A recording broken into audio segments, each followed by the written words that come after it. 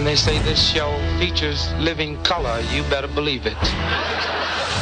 Dick Gregory was one of the greatest political comedians to ever live. In about 6 more months, they're going to be forced to hire Negro bus drivers in Mississippi, so we're growing steering wheels so they can drive from the back of the bus. Now joining me is Andre Gaines. He is the writer and director and producer for the film, and of course, the great Christian Gregory, the son of Dick Gregory. We're going to do age before beauty.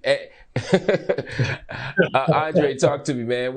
How did you go about making this film? What made you want to go about making this film?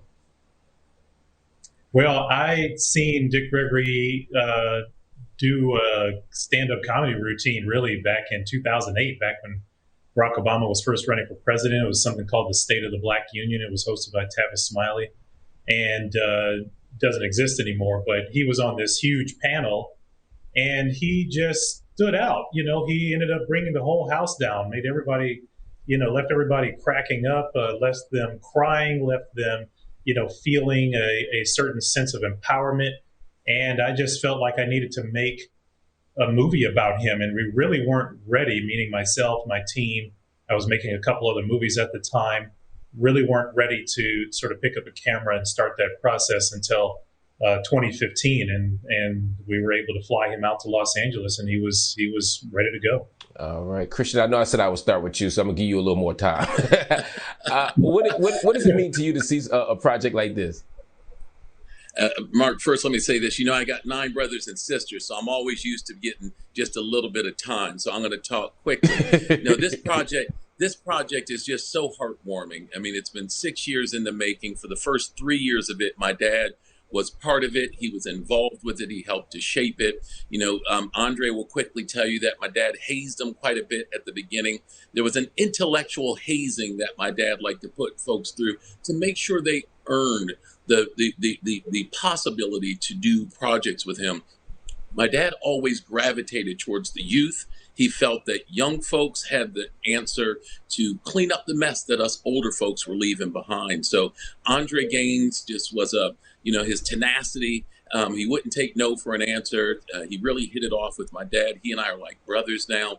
And this film is a testament to just hard work and just the loving and respecting your subject. And so we're so excited for the world to see it. Christian, you know so much about your father, obviously.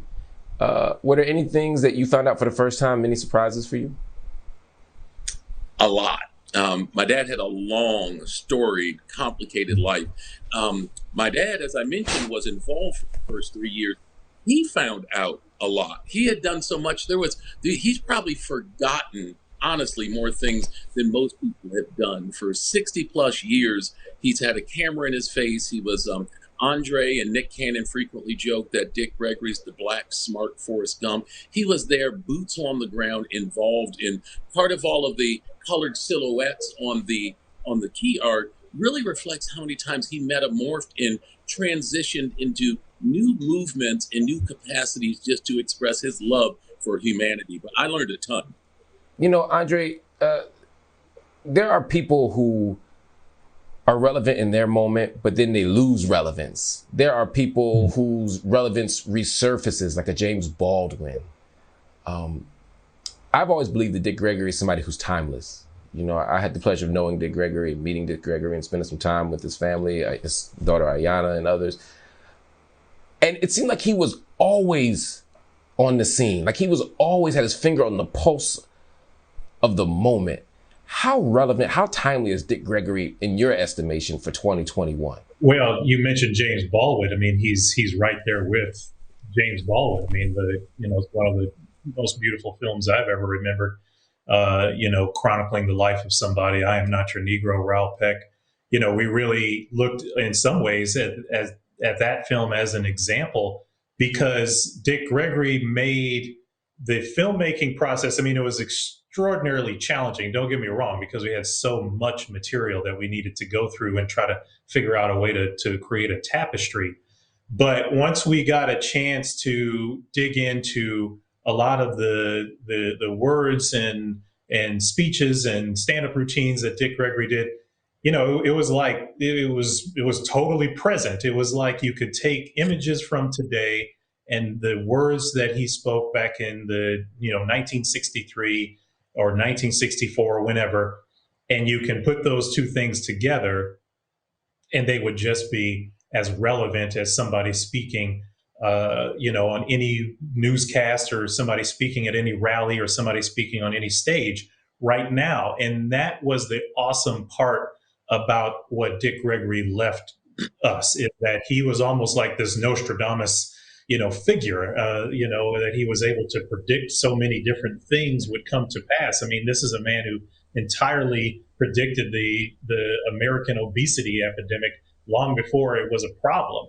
And that's just one small example of something that he had predicted and was able to speak to and speak about in such relevant and prescient terms at the time. And so we were able to take that and really put that into 2021. And so it's awesome from the perspective of somebody like Dick Gregory's sort of ability and skill to do this. It's a bit sad, though, on the other side of the equation, because things haven't really changed that much. But he would never be sad about the progress we had made. He was always like, "We've made an extraordinary amount of progress. We really need to acknowledge that, but there are still problems that we still need to face," and he was right there to face them. And that's why we love Dick Gregory. He was deeply critical of the world.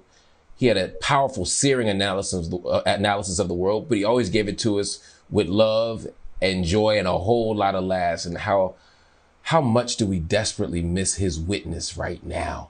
How desperately could we use Dick Gregory's voice and vision right now? But the beauty is we have this wonderful documentary that is going to give him to us, give us another slice of Dick Gregory, another piece of his voice, another window into his extraordinary life. So I thank you both for your work and your efforts in helping us learn more about this towering figure. Thank you both for joining me at Black News Tonight. Everybody stay with me. We got much, much more coming.